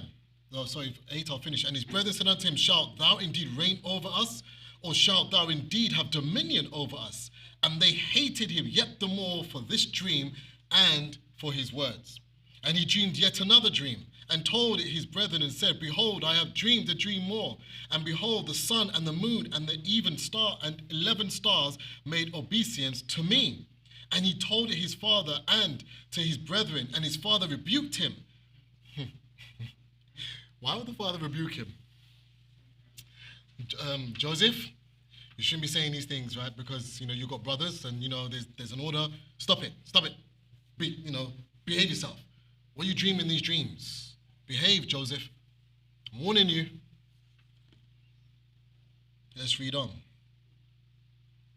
And he told it to his father and his brethren. His father rebuked him and said unto him, what is this dream that thou hast dreamed? Shall I and thy mother and thy brethren indeed come to bow down ourselves to thee, to the earth? And his brethren envied him, but his father observed the saying. His brothers envied him, but the father says, let me take a look at this. Let me watch. Let me have a look at Joseph. Let me watch him. But his brethren, brothers, same kindred, they look the same parents, grew up the same, eat the same food, maybe from the same bowl. They envied him. Let's read on. And his brethren went to feed their father's flock in Shechem. And Israel said unto Joseph, do not thy brethren feed the flock in Shechem? Come, and I will send thee unto them. And he said to him, here am I. And he said unto him, go, I pray thee, see whether it be well with thy brethren, and well with the flocks, and bring me word again. So he sent him out to the vale of Hebron, and came to Shechem. And a certain man found him, and behold, he was wandering in the field. And a man asked him, saying, What seekest thou? And he said, I seek my brethren. Tell me, I pray thee, where they feed their flock. So he sent him out. Joseph, go and look about your brothers. Go and see if all is well with them. Go and make sure it's well, and come back again and let me know, because they're feeding the sheep. They're feeding. Let me know. This is the youngest. Let's read on. And he said, verse 17, and the man said, They are departed hence, for I heard them say, Let us go to Dothan. And Joseph went after his brethren and found them in Dothan. And when they saw him afar off, even before he came unto them, they conspired against him to slay him. So they said, guys, this is our opportunity. We're far away from our father. There's 11 of us. There's only one of him. No one will see. Let's kill him. Let's kill him now. This is our opportunity. Now, I just want you to understand the mentality. We're talking about a family here. Let's get it first of all. This wasn't a stranger on the outside. This wasn't anybody else in the land. This was family, blood. In this room is family. This is the one close to me. Joseph didn't know what was to befall him. He was there going out and thinking, I'm going to go get my brothers. That's it. All the love in his heart. Yeah, I'm going to go get them. But they, on the other hand, said, we're going to kill this guy. We're going to kill him good. Because it wasn't a good conversation. If you're seeking to kill someone, it's not going to be, let's just kill him. So one's going to say, maybe let's cut him up. Let's chop him up. Okay, we'll get to that. Yes, sir. I was going to say something just while we're reading it. Did Joseph do anything to them? No. So it's like the envy, the jealousy is so deep. Yeah. If he did something to them, I can kind of understand, they want to retaliate. Right? He didn't do anything. Right. So it's a spiritual. Absolutely spiritual. Absolutely. You know, as Jacob was saying, like, did Joseph do anything? And Joseph did not. His father loved him because he was a son of his old age and he made him a nice coat. Yes, he may have doted over him more. This is my son. It's the last one. You know when they say you spoil the baby never, you see, all right, to like Jacob, you know, let's expand on Jacob's part, right? You know when you're the oldest, you get licks more. You got beaten more. You got all the punishments more. You did a lot of things more. Then as the second one come, kind of gets it, but not too much. Then the other one come, didn't get half as much as the other one. Then the next one come, what's going on with mum and dad? It's like watering down. It's like, wait, hold on, mum. What he did, you beat me. You know, oh, come. Then when the last one come, he gets or she gets no bad treatment. Like, what's going on? Like, this is... And so therefore, you could imagine the brothers, just give them an example of the envy. We got beat, Dad. Yes. In those days, who knows what it was? Who knows? Yes, Jeanette. Yes, and rightfully so, you know, for their own soul. You know, he didn't, you know, yes, he did tell on them when they did naughty things, but there's nothing wrong with that. You know, it's for their own soul, it's for their own protection. They may think, they're telltale, they're informing. No. So I understand possibly a little bit, but not to kill him. Not to kill him, to your point, Jacob. Not to kill him. You know, we get beats when we're older. I get it. And then the last one gets absolutely nothing. In fact, they get treats. You know, they get lots of treats, you know, to go into the room. I'm like, what happened there? You know, there's a popular punishment that was given to me. I just divert, you know, to us as we were young. It's called the monkey dance. And it's the worst punishment ever. But if you would like to give your children, I highly recommend it.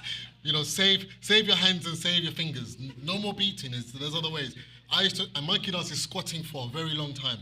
Just up, down, squats, up, down, and hold your ears like a monkey. Keep going down and up, down and up. Just try it for 1 hour and then okay.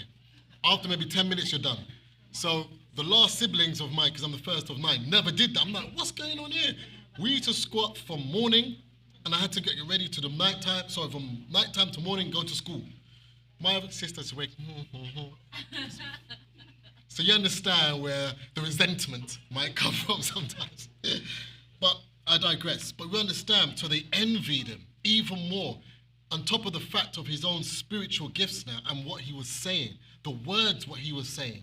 It cut them to their heart. Not only are you dad's favor, not only are you the apple of his eye, not only do you do things, but you're now blessed with highly spiritual gifts to now tell me that I'm going to bow down to you. And then you dream a second time that we're all going to bow down to you. Joseph, I'm going to kill you. Joseph, your lights, time is up. The party's over. And that's what they did. They conspired together to kill him. Okay, let's read on. We have verse 18. And when they saw him afar off, even before he came near unto them, they conspired against him to slay him. And they said one to another, behold, this dreamer cometh. You know, you can hear the arrogance in the tone. Behold, this dreamer's coming. You know, everyone's laughing because, you know, you said, you know, look at this guy. Who does this guy think he is? Look at this guy. I think he's a dreamer. Let's get him. You know, and that's their, it's coming from deep within, this dreamer. Come now, therefore, and let us slay him and cast him into some pit, and we will say some evil beast have devoured him, and we shall see what shall become of his dreams. You see, again, what are they envying?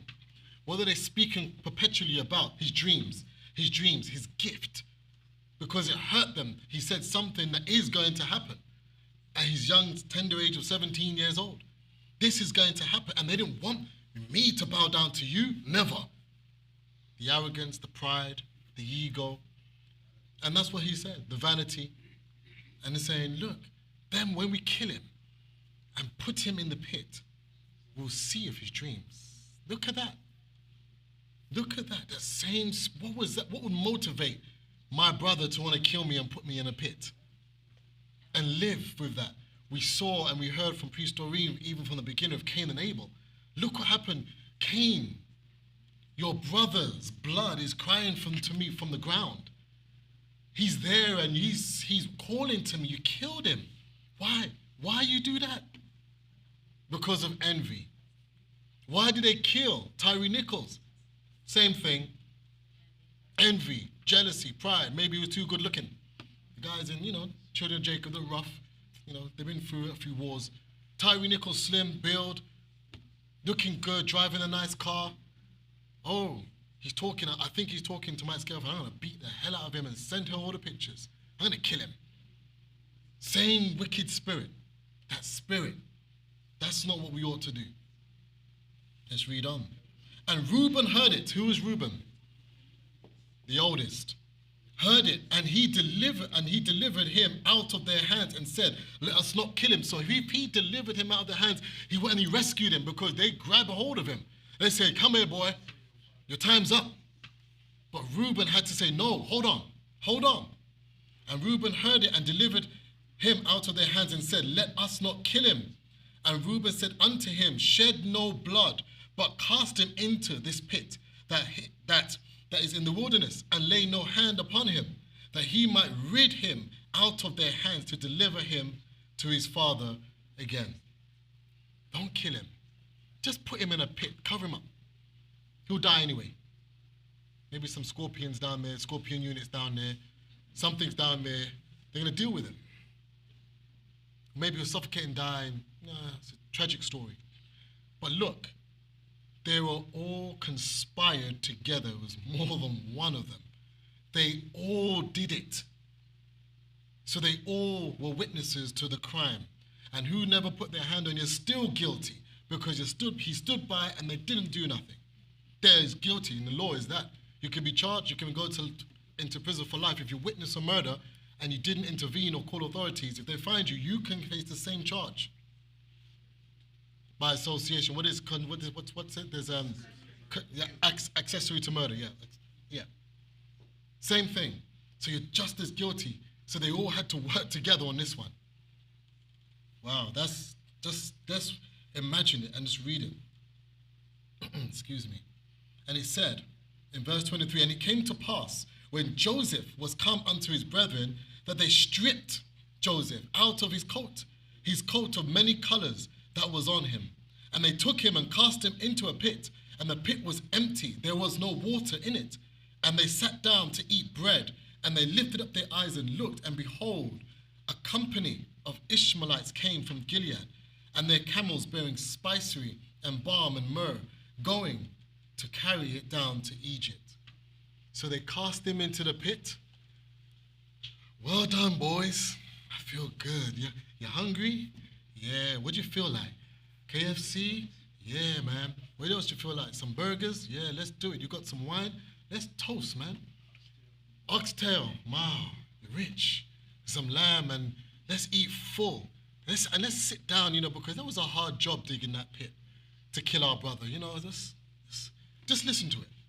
Let's look at the men when they rejoiced. Yeah, man. And you know what I did? And I hit him, and I whacked him. And yeah.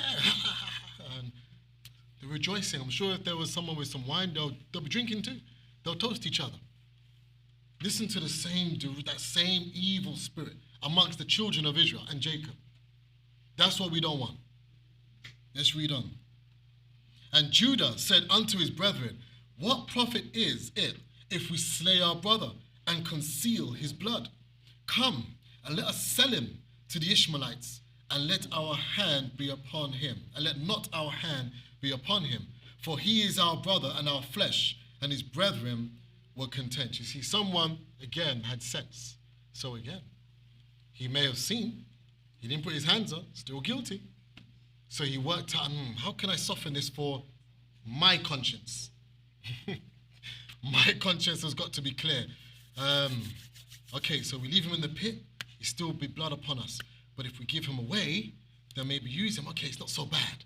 It's okay. Again, what they're doing to their flesh and blood. The topic today is, am I my brother's keeper? Am I my brother's keeper? Elder says yes, right? Just so you all know, Elder Shadrach says yes, I am my brother's keeper. When I turn to the left and to the right and I see Elder Michael, I see Elder Castrilli, I see my brethren, and I don't want them to hurt. If you're going through pain, and if I know something, I would help. And I'm sure if you see me in pain, you would help me too. And that's called being each other, looking out for each other, making sure that we don't fall down into the pit, making sure that we are not going thirsty. If I need a drink, someone's going to give me food. If I need a drink, someone's going to give me water. If I need food, someone will feed you. Why? Because that's what we do as brethren. That's what you do as a brethren. Not to destroy and to betray and to kill each other.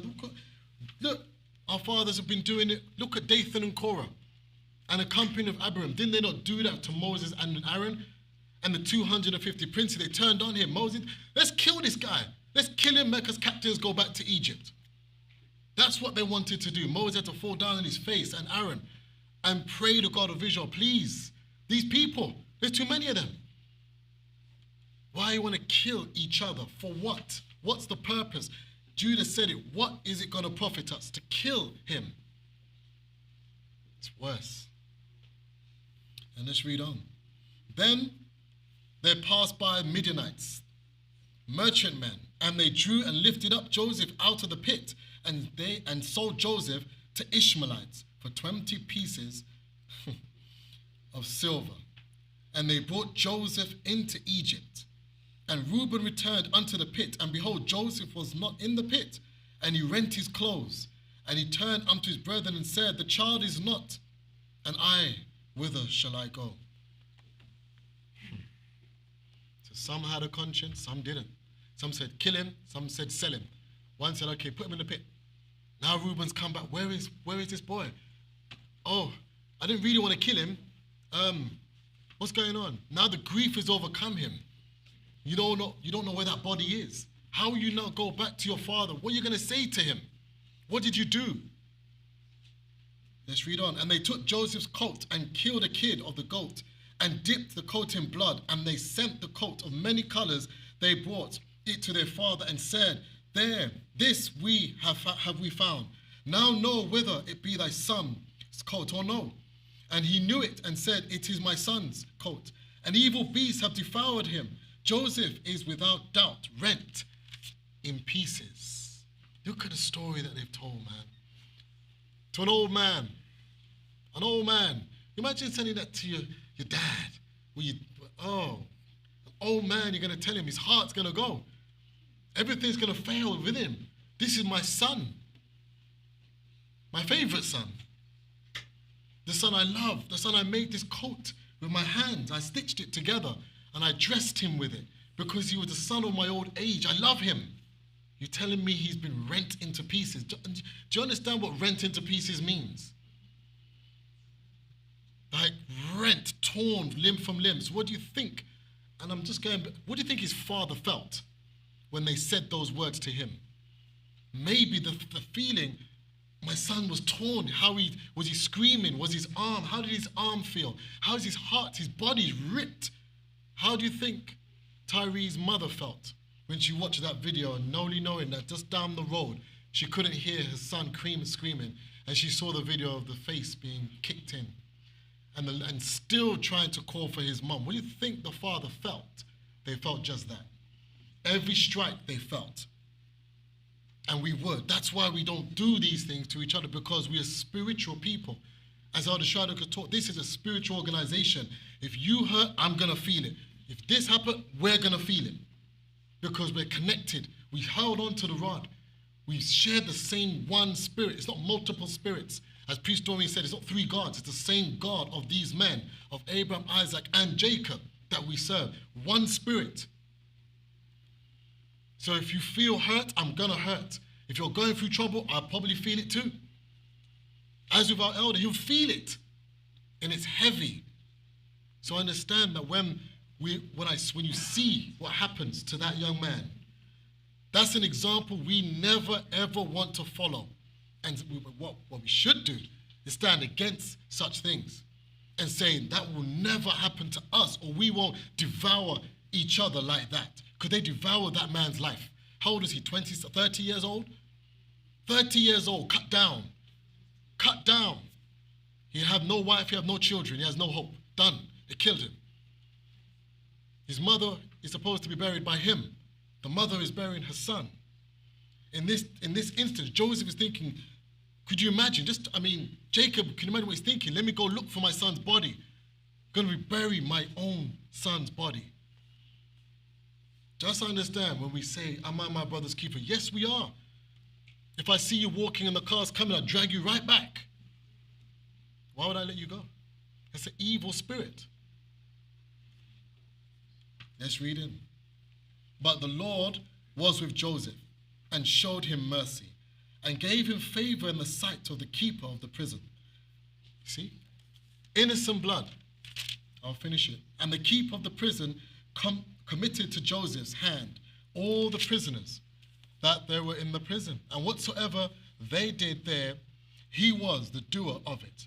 The keeper of the prison looked not to anything that was under his hand, because the Lord was with him, and that which he did, the Lord made it prosper.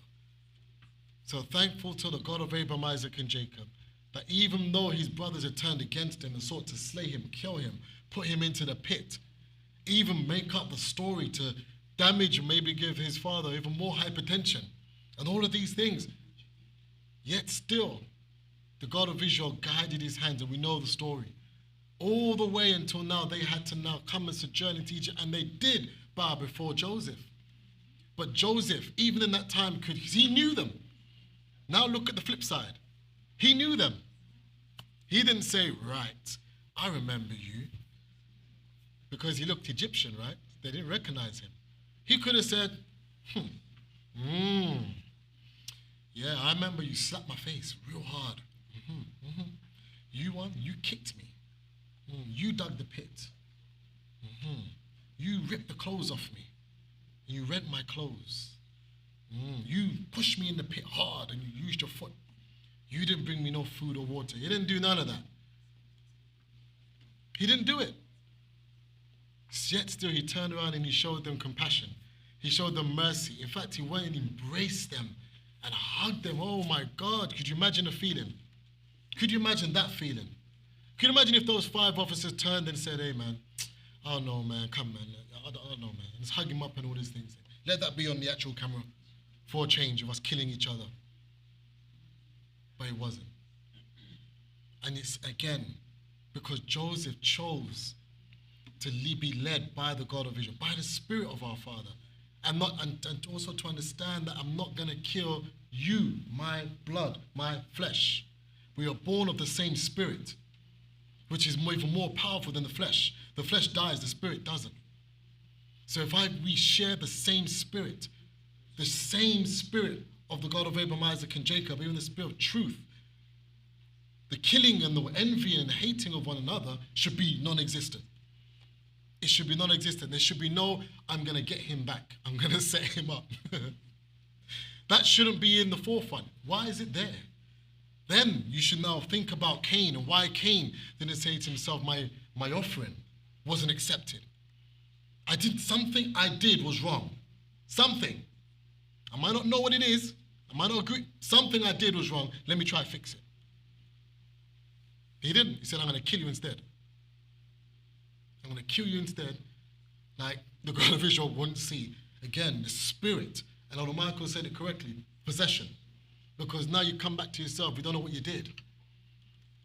Look at Judas. And he betrayed Jesus the Christ. After Satan had left him, what happened?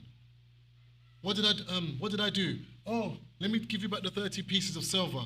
No, what's that got to do with us? We don't take that. That money doesn't go back into the treasury. Go do what you will. You've done the work. Now he's confused. What do I do? Go find a tree and kill himself. Spirit's gone. It's done its job.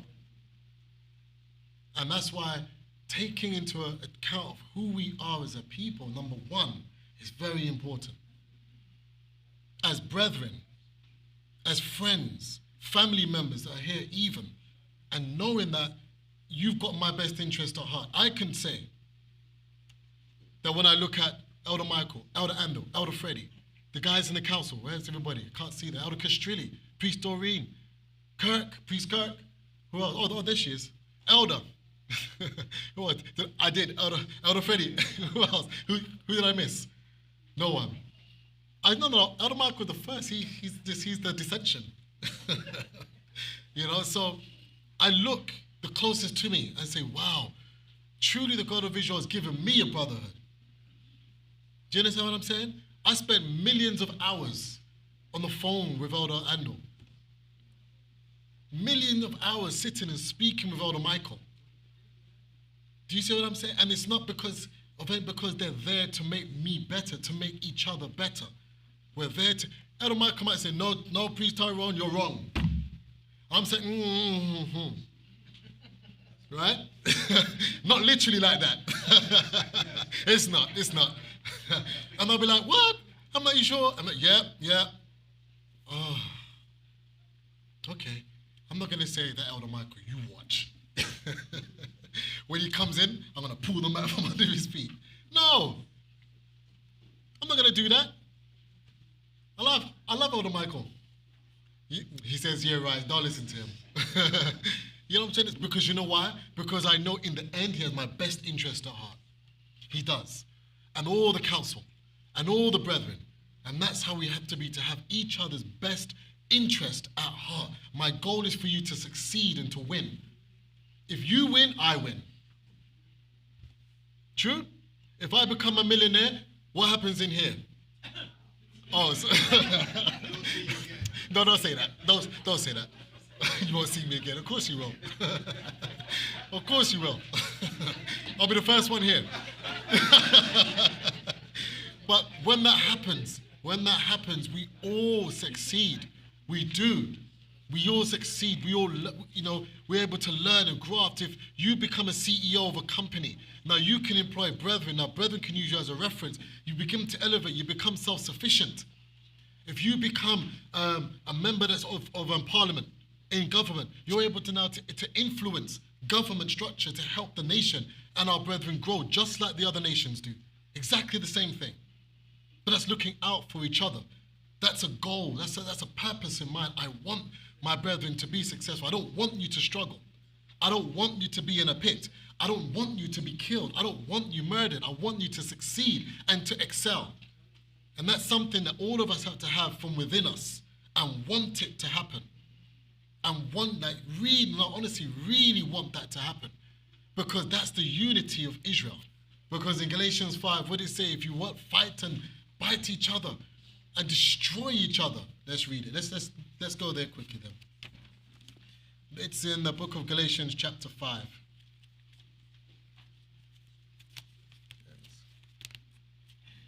We'll get there. And it doesn't work if we're envying and killing each other with all kinds of things. If you find it, you can read it. Because at the moment, my Bible is a little bit sticky. Galatians 5. You got it, Elder Michael? You got it? Can you just read that for me quick? Yeah, no. I believe it's, oh, hold on a second. I think I've got it. It's coming. My Bible pages stick.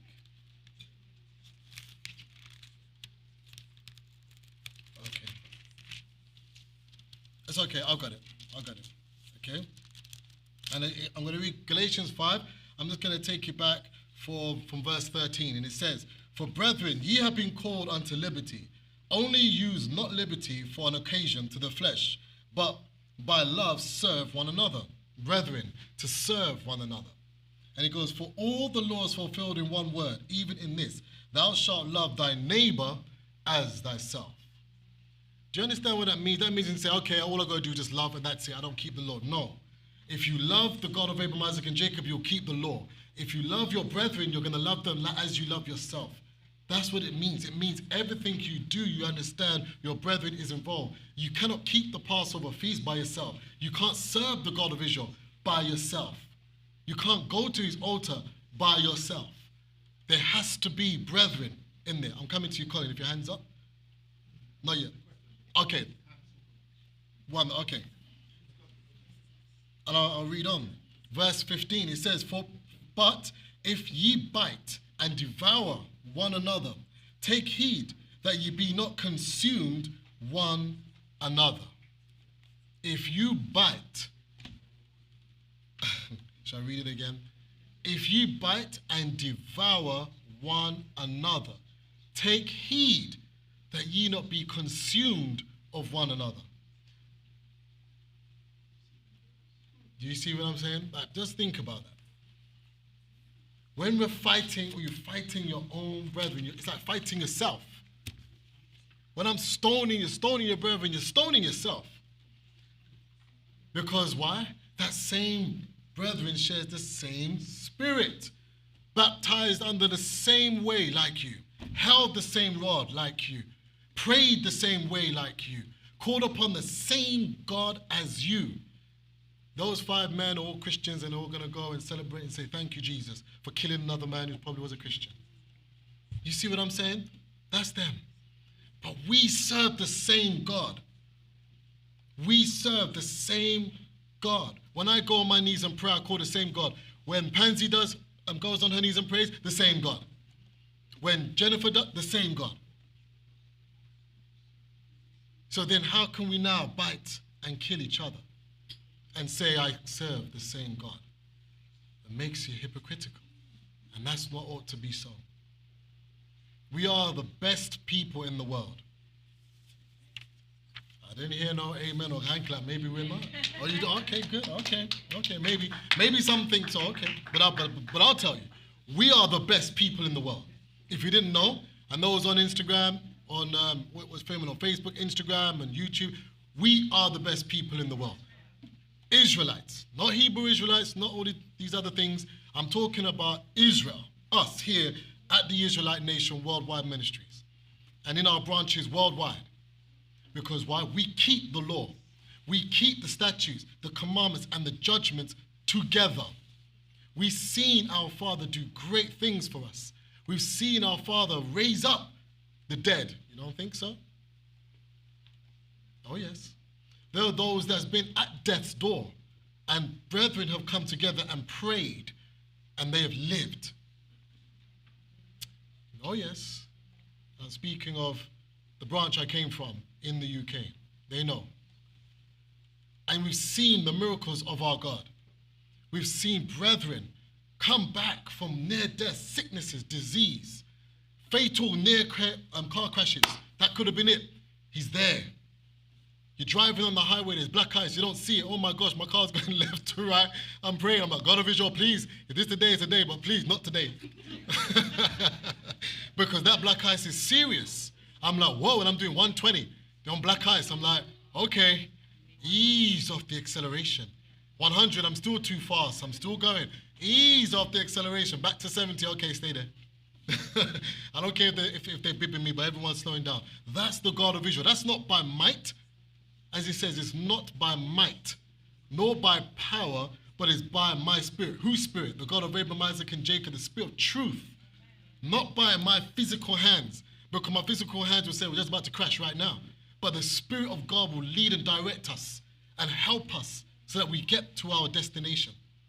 Even on a day like today, the God of Abraham, Isaac, and Jacob is our God. He is our King, and there is no one else that we should bow our knees to. And if we do that, then we understand when I look to, you know what, just a quick exercise. Look to your left. Seriously. Good. Now look to your right. Who is next to you? Your brethren. Elder Michael says angels. I like it. I like it, Elder Michael. But that's who you are. That's who's next to you. When I'm in trouble, I call upon my brethren. If I need help, I call upon my brethren. Because why? Those are the ones that serve the same God as me. They might not like my nose or my eye or all these things or the way I chew. That's okay. We all have pet peeves, right? Me too. But I still love you, and I want us to be the best, and we are the best.